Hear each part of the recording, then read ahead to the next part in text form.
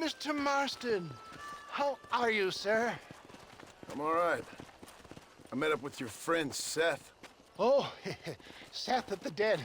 Yes, interesting fellow. You don't meet many men these days with the moral fortitude to cut straight to the chase like that, do you? Thankfully not, Mr. West Dickens. Yes, contemporary society is remarkably harsh on professional exhumers. But did you know that in ancient Egypt, it was an art form valued more highly than literature? I believe Seth comes from that school of thought. How very interesting. Look, you thought any more about our plan? Your plan, dear boy, your plan. I am merely the help, not mercifully the arbiter of wisdom. What you are, dear boy, is the man whose life I've saved twice now. A man who sells lies and deceit to unwitting people. A man who, if he doesn't help me, I won't think twice about putting a bullet through his skull, feeding to the vultures myself. You see, Mr. Marston, you have the exterior of a violent man, but the soul of an angel, and that is what I think I cherish most about you. That's what I thought.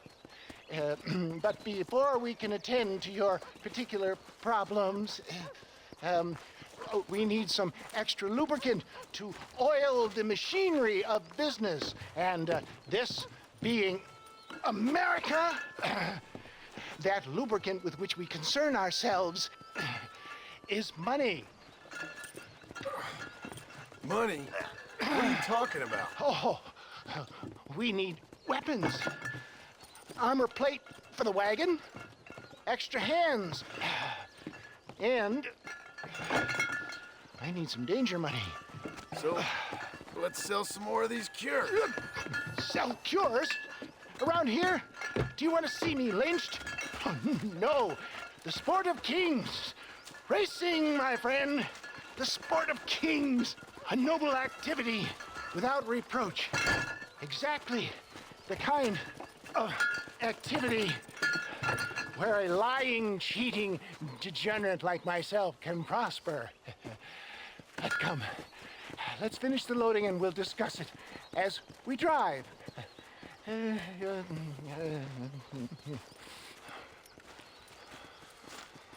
Now, sir, gap tooth breach.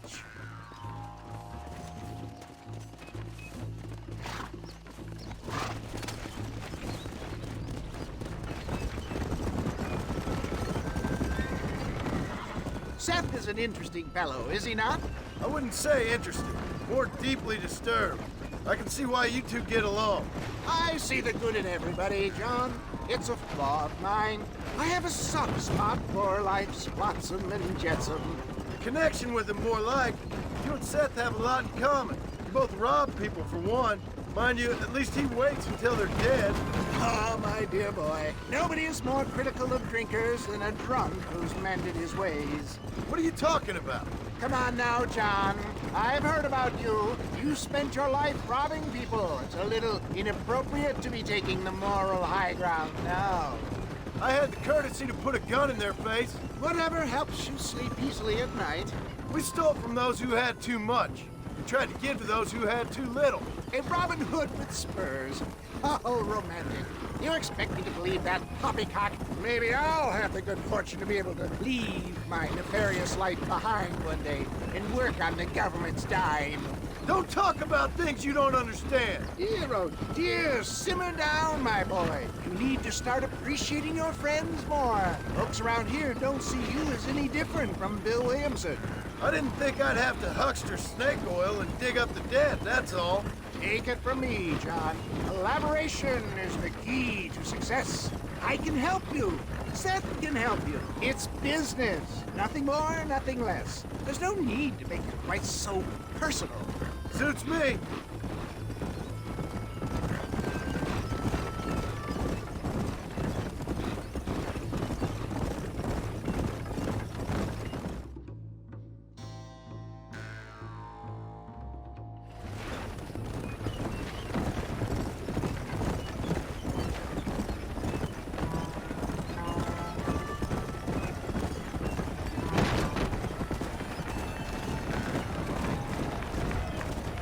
Here we are, John. Gap tooth breach.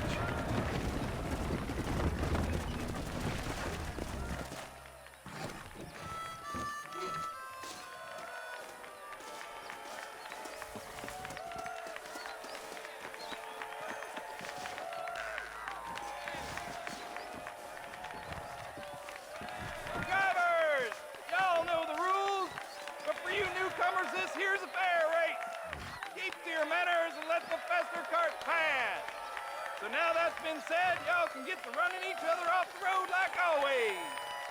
All right now, counting to three. Ready, set, go!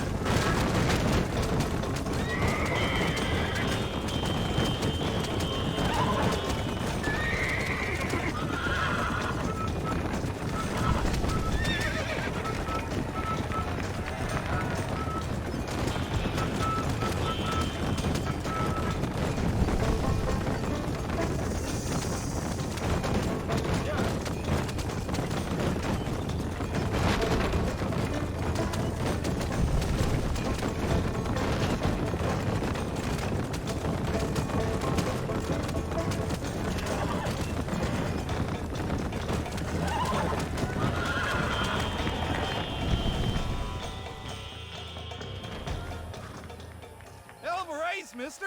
I'll take care of this cart for Mr. Wes Dickens. Come on, John.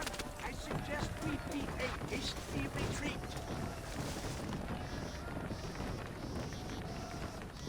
Right. Best remove ourselves from the stage before somebody decides they want their money back. Fine by me. Wasn't that fantastic? The cheers of the crowd, the thunder of the wheels. The falling rocks, the homicidal maniac. Oh, come on, John. Even a cold-hearted misanthrope like you must have found that just the tiniest bit exhilarating. Not the friendliest bunch, are they? They take their racing very seriously in these parts, and your participation was not entirely pre-approved. That was clear. Ah, sport, war, and heartache.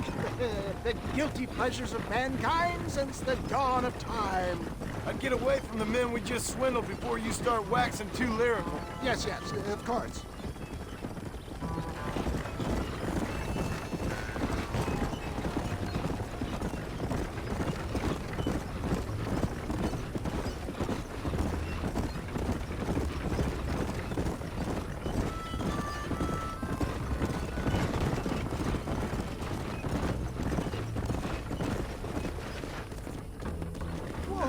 Now. Well done, sir. Well done. Having you as a ringer has netted us a fine profit. We seem to be wasting time, old man. Oh, patience, my friend. The Trojan horse cannot run before it can walk, if you'll forgive the metaphor. Next, we need to procure some grand and overwhelming firepower. And for that, you need to contact an old friend of mine. Goes by the name of Irish.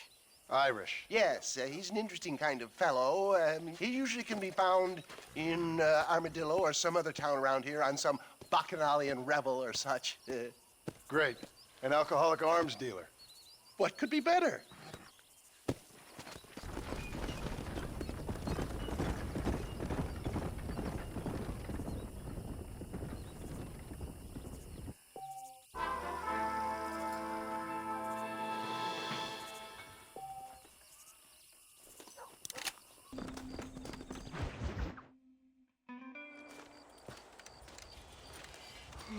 Excuse me, Mr. Marston. Have you seen my father anywhere? No. He went out this morning to ride the land and was supposed to be back hours ago. I don't know. The ranch hands have been out looking, but so far they found nothing. Well, come on, let's go look for him. Let's head out. He couldn't have gotten far. Well, hello there. How are you today? Yeah! Yeah! I've got a bad feeling about this. It's not like him to be away for so long. Don't worry, we'll find him. He's not as young as he used to be. What if he's hurt himself? Your father can still handle himself just fine, Miss McFarland. He's built like an oak. You're probably right, but I can't help worrying. He's all I've got. Come on, boy! Don't you have any brothers or sisters, Miss McFarland? I had 6 brothers, but 5 of them died, either from sickness or foolish choices. And the other one? He left for the east and never came back. Must be getting on for 10 years ago now. He's a high and mighty banker in New York, according to his last letter. He should be here, helping you and your pa. I don't want his help. He can live his life any way he wants. But when I see those city fellers coming in on the railway, all dressed up like a sore toe, I fear a little for his soul. He switched his saddle for a tie, and that's fine. I just never met a man in a tie I could trust. Giddy up! Who's that over there?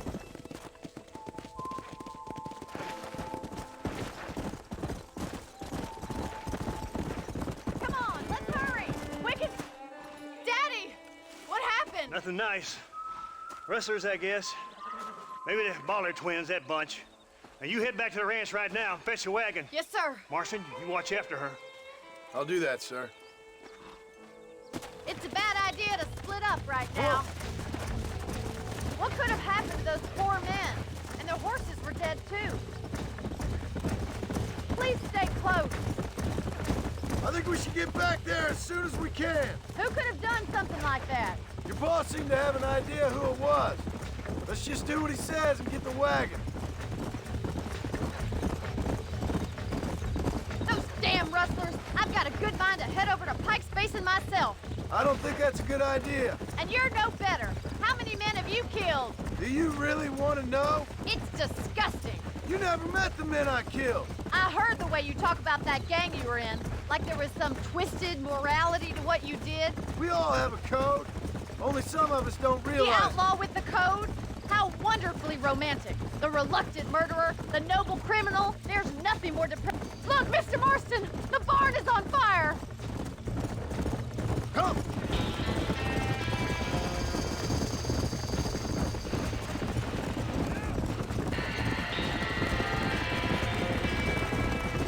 Whoa there. Open your goddamn eyes. Los caballos! We can't get through the doors. It's too dangerous. There ain't enough of us! We have to find This another way to ain't get in working! there. Get a move on! Más agua! We gotta get to the horse.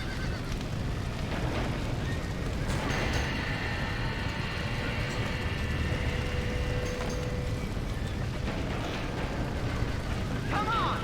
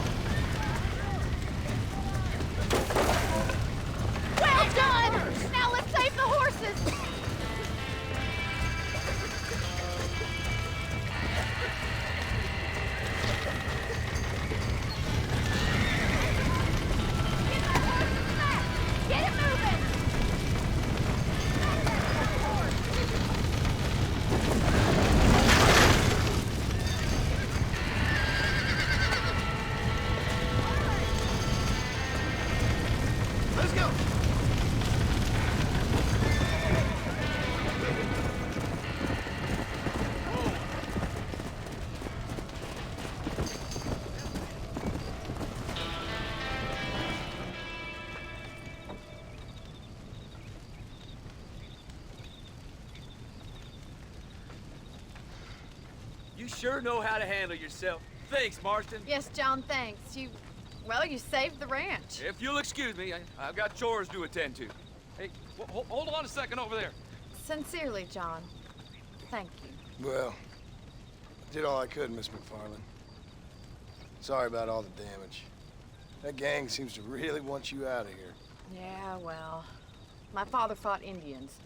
I scarcely think we're gonna be frightened by some white trash. White trash can be pretty frightening. Well, they don't frighten me. Good. John, my family owes you a great debt. I think you got enough debt. You saved my life. All I ask of you is this. If I get back home and get my farm started back up, you'll sell me some cattle. I prefer doing business with people I know. Of course, Mr. Marston. It'd be my pleasure.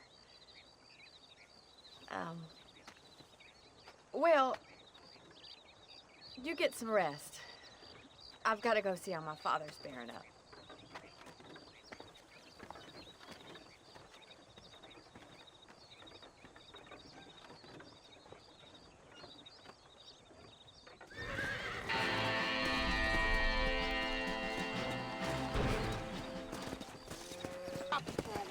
Might as well stretch your leg.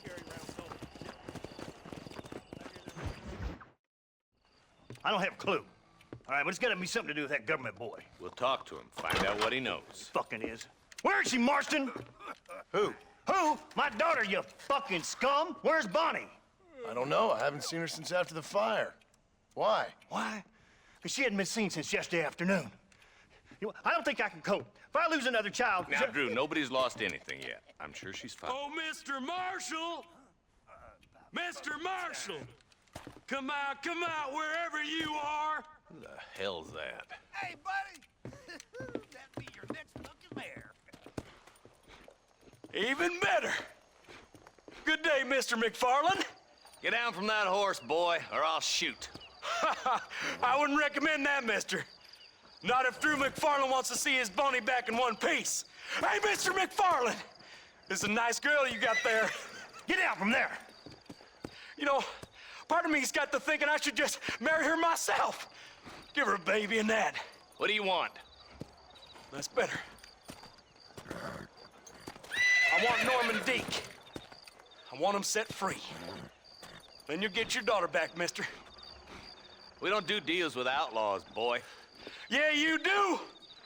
Let's not waste each other's time pretending otherwise. Oh, government themselves ain't much more than a bunch of crooks. This is the land of opportunity, mister. And I'm giving you the opportunity to get your daughter back before 15 friends of mine take out all their anger and their loneliness on her. Where the hell is she? Where is she, boy? Bring Deke up to Tumbleweed in a couple hours. And don't get no funny ideas, or I will slit that horse throat myself. You boys have a pleasant afternoon. Yeah! What do we do? We do as he says. You and me, Marshal. Mr. McFarland, I'll get you your daughter back. I owe her that. Please do.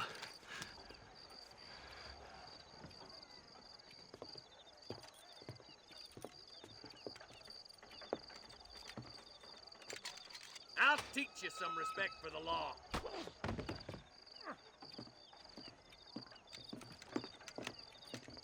Hurry up, boy. Let's go. Quick as you can, Deputy. Make sure he's tied on good. Stay with me, Marston. I won't let anything happen to her, sir. Come on, let's get this charmer to Tumbleweed. Come on. See, this is what happens when the Federals interfere in our affairs. Are you happy now? No, I ain't happy at all. And I already told you, I ain't with the government. Now you say that, John, but the only thing I know for sure is who sent you. They made me come here. They gave me no choice. That's your federal government, Mr. Johnson. They come down here dressed as cocky as the King of Diamonds, talking a lot of flannel about helping us, about spreading peace and civilization to the West, but they brought nothing but trouble and taxes. I agree with you. Wolves in sheep clothing, all of them. Rob you, and make you pay to have someone investigate the crime on your behalf. People around here have been fooled into feeling protected when they're worse off than they were before. Fellas I know don't care about people. All they care about is lining their pockets. Why is this sorry son of a bitch so important to them? Norman Deeks Williamson's right-hand man. In other words, a glorified errand boy. Wait, Marshal! I'll be back for you! Bill's standards have slipped. We already filled you with lead once, you ugly Deeks bastard! the kind of man who's mean enough to be second in command, but too cowardly and stupid to ever be a leader. Don't ever use that line near your deputies. You know, for his sake, they'd best not have laid a finger on Miss McFarland. What is this place we're headed? Tumbleweed, a lonely, god-forsaken place. Some people say it's haunted. It was quite a town back in its day. Then they built the railroad to Armadillo and went clean past Tumbleweed. That was that. Pretty soon everybody had up and left. Now it's just thieves, smugglers, and bandits. Scum like Deke here. Oh, popular spot for lynchings, too. Let's try to avoid that if we can, Marshal. I just hope you're not taking advantage of the McFarlands, Marston. They saved my life. Gave me food and bed when they had no idea who I was. I owe them more than I can ever repay. That's just they've been through a lot. Well, they're both vulnerable, different ways. I wouldn't have been running in and out of a burning barn to save their horses otherwise. I know you helped, just like you helped me. But you got your reasons for doing it. It's no secret why I'm here, Marshal. I told you the very first time I walked into your office. I trust you. It's just all this business with Blackwater and Williamson and the past. I don't know. Sometimes it's hard not to have doubt. I understand. I never planned to be in the lawman business neither. How is this mess supposed to turn out? Sending an outlaw to do the work of a lawman. That's madness. Ain't much difference between the two, as far as I can tell. There have to be rules, Marston. Even you must understand that. It's easy to make up rules, but they ain't much use if people don't understand why. Like my son. If I tell him not to do something, he'll do it anyways, just to spite me. If I punish him, he resents me for it. But if I show him why it's wrong, at least he has reason not to do it again. That's nonsense. Without laws, we're nothing more than animals. Just look at Deke here. Go to hell! Man has worked hard at civilization. Your boy steps out of line, you whack him. He does it again, whack him harder. You're a good man, Marshal, and I respect what you're trying to do. But from what I've seen since I've arrived here, the law ain't really working. Criminals are like weeds, Marston. Quick as you stomp one out, another one sprouts up in its place. It's the nature of places. You know that as well as I do. You think you're a man, do you? Yeah.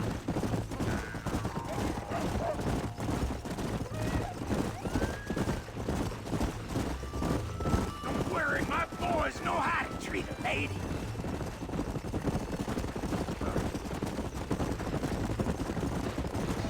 Boys will be getting last poke in, I bet. Oh, now. Across the bridge. Not far to go now.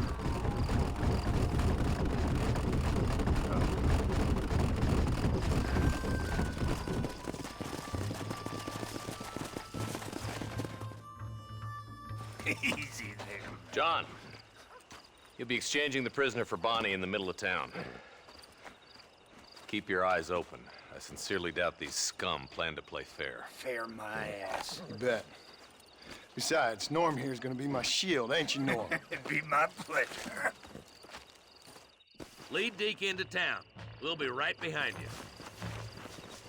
I'm sure it's been nice for the boys to have a whore to play with. I hear those rancher girls like it in the rear. Maybe she won't want to go home. She's been fucked so good. Why don't you save some of that breath for breathing? Get these ropes off of me, boys! Where's Bonnie? That ain't nice!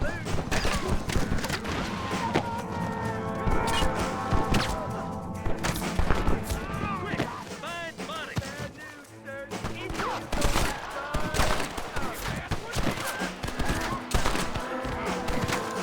Bonnie, we're coming!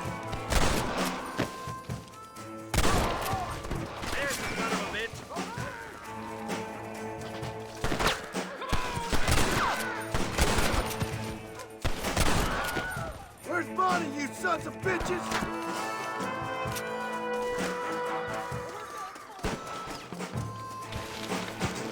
Keep moving forward. Ain't easy.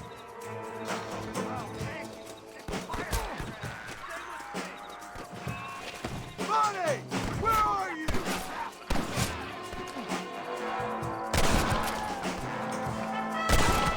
Let her go, or I'll kill every last one of you!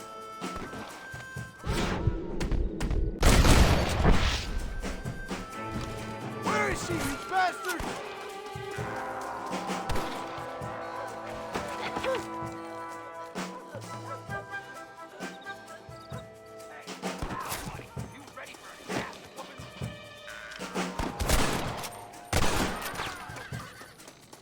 Don't shoot!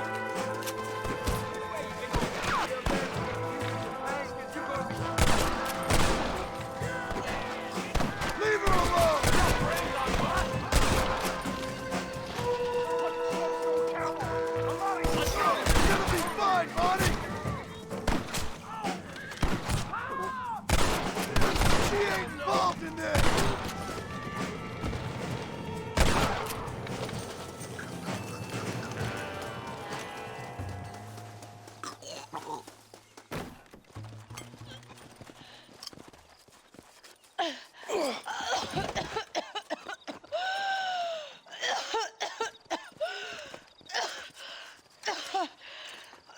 Bonnie, are you okay? I'm fine now, Mr. Marston. Thank you. Thank you. What the hell took you so long, you stupid man? Well, you weren't exactly helping me. If you think I'm gonna lower myself by making a joke about being all tied up, you got another thing coming. Come on.